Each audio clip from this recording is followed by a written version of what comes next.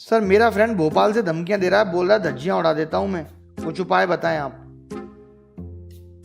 बेटे, ये जितने भी धज्जियां उड़ाने वाले हैं ना, इनसे सवाल नहीं उड़ते दो चार। अगर इधर उधर से घूम जाए तो धज्जियां उड़ाएंगे ये।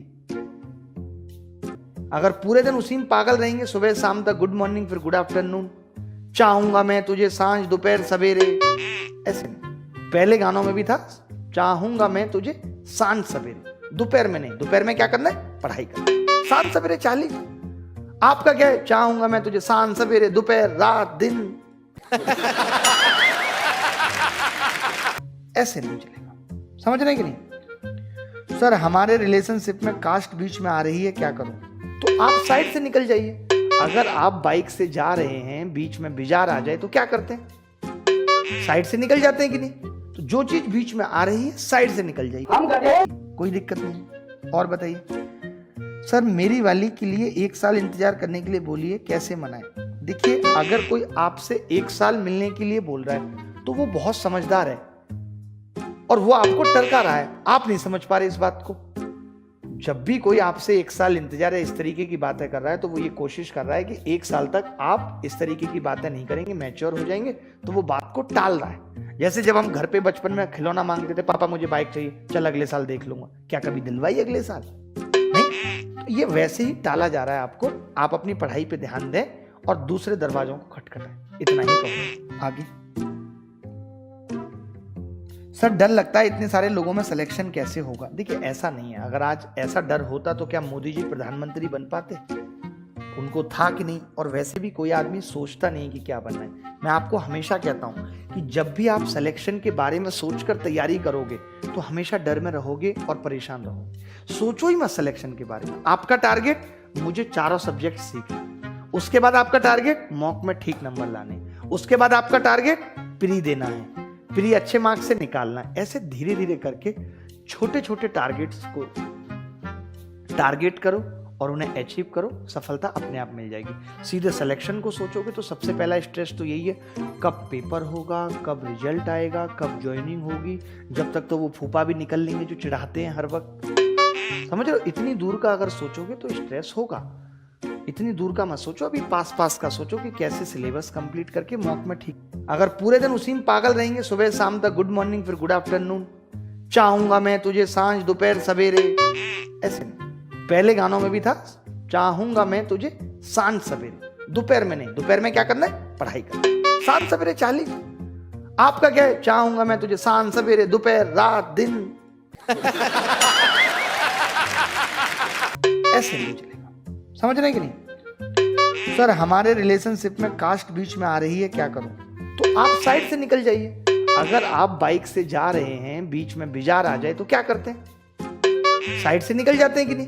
तो जो चीज बीच में आ रही है साइड से निकल जाइए, कोई दिक्कत नहीं। और बताइए सर, मेरी वाली के लिए 1 साल इंतजार करने के लिए बोलिए, कैसे मनाए? देखिए, अगर कोई आपसे 1 साल मिलने के लिए बोल रहा है तो वो बहुत समझदार है और वो आपको टरका रहा है। आप नहीं समझ पा रहे इस बात को।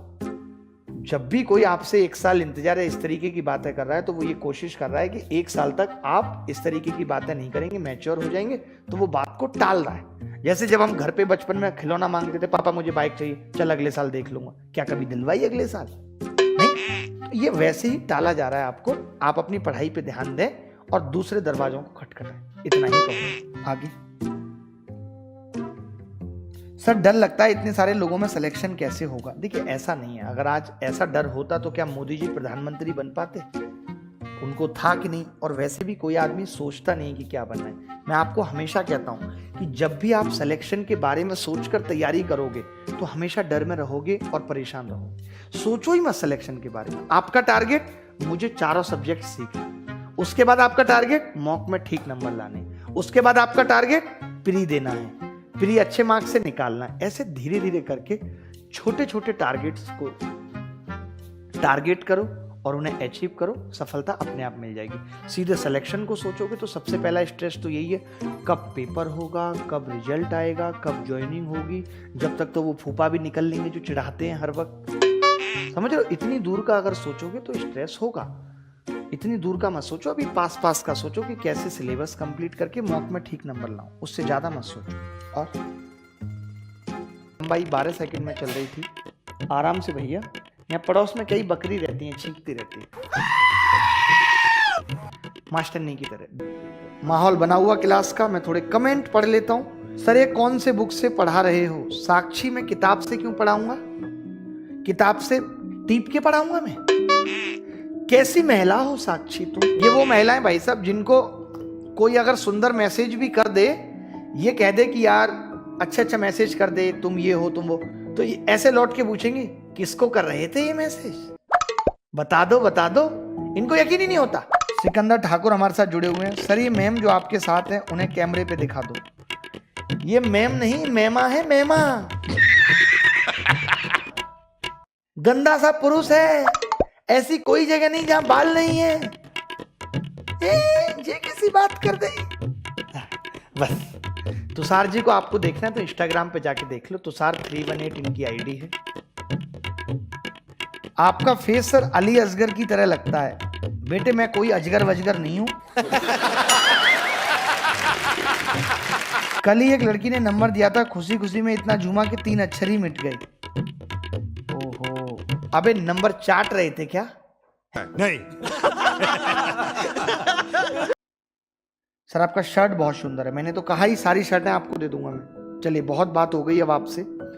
सर आज बहुत दिनों बाद लाइव देख रहा हूं, मैं जॉब करता हूं इसलिए आपका ऑफलाइन देखता हूं। वेरी गुड, इस लड़के से सीखिए कुछ, जॉब के साथ साथ पढ़ रहा है ये। भाई पढ़ लो, सच बता रहे हैं। देखिए जिंदगी में कुछ नहीं है, अगर आज आपके पास 2 पैसे नहीं है तो कोई आपसे बात नहीं करेगा। पैसे की पहचान यहाँ, इंसान की कीमत कोई नहीं। बच के निकल जा इस बस्ती में, करता मोहब्बत कोई नहीं। यहां सारे रिश्तेदारों को, फूफा चाची बुआ नानी है, अपना अब कोई नहीं। सबका तेरी जेब से नाता, तेरी जरूरत कोई नहीं। आंख के आंसू खून जिगर का मिट्टी से भी सस्ता है।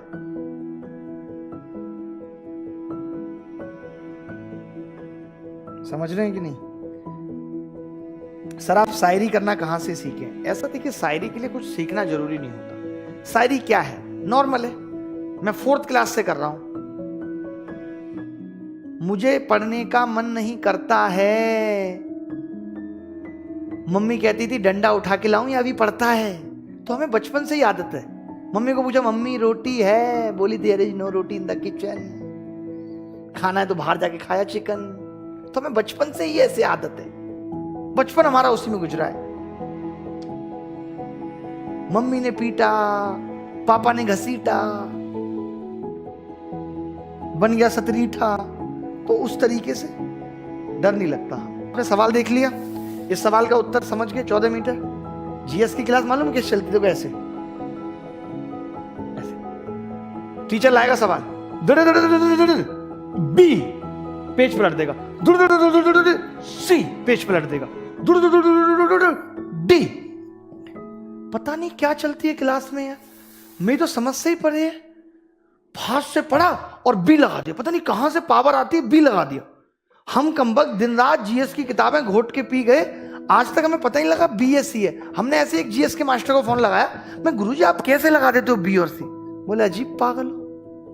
कह रहे 4 ऑप्शन में से तुम अपने लिए एक ऑप्शन नहीं ढूंढ पा रहे हो बेहतर। इस जमाने में भरे लोगों से अपने लिए एक इंसान कैसे ढूंढ पाओगे? नहीं ढूंढ पाओगे। हमने कहा बात तो सही है। तो भैया जीएस आएगी खुद से पढ़ के, जीएस खुद से पढ़ के आएगी। सर मेरा फ्रेंड भोपाल से धमकियां दे रहा है, बोल रहा है धज्जियां उड़ा देता हूं मैं, कुछ उपाय बताएं आप। बेटे ये जितने भी धज्जियां उड़ाने वाले हैं ना, इनसे सवाल नहीं उड़ते 2-4। अगर इधर उधर से घूम जाए तो धज्जियां उड़ाएंगे ये। सर आपके कितने बच्चे हैं? देखिए ये जितने भी पढ़ रहे हैं सब अपने ही बच्चे हैं। 16.9 लाख बच्चे हैं अपने। सर वो शायरी सुना दो, शाम सुहानी होती थी। वो शाम सुहानी होती थी जब हम एक कॉफी साझा करते थे। वो हमें निहारा करते थे, हम उन्हें निहारा करते थे। और बताओ और क्या डिमांड है? सर से प्यार का भूत कैसे भगाऊं? अजीत। देखिए ये कोई भूत नहीं है, ये एक तरीके से नॉर्मल लाइफ है, डेली लाइफ का ही एक हिस्सा है। इसको बस अपने ऊपर हावी मत होने दीजिए। मान लेते हैं कि आपको नहाने की आदत पड़ गई, अब दिन रात नहा रहे हैं, बीमार पड़ेंगे कि नहीं? तो जैसे रोटी खाते हैं ये प्यार भी वैसे ही एक हिस्सा है। इसका ये है कि भाई हिसाब से लेंगे तो डाइजेस्ट कर पाएंगे। अति तो देखिए हर चीज की खराब है। हम क्या करते हैं कि जो चीजें ज्यादा अच्छी लगती हैं उनकी अति कर देते हैं। चाय ब्रेड अच्छी लगती है, दिन रात खा रहे, हो गए बीमार। वही वाला स्थिति प्रेम की है। अगर प्रेम को भी ठीक मात्रा में थोड़ा थोड़ा लिया जाए तो ये जिंदगी के लिए एक बहुत बड़ा टॉनिक है।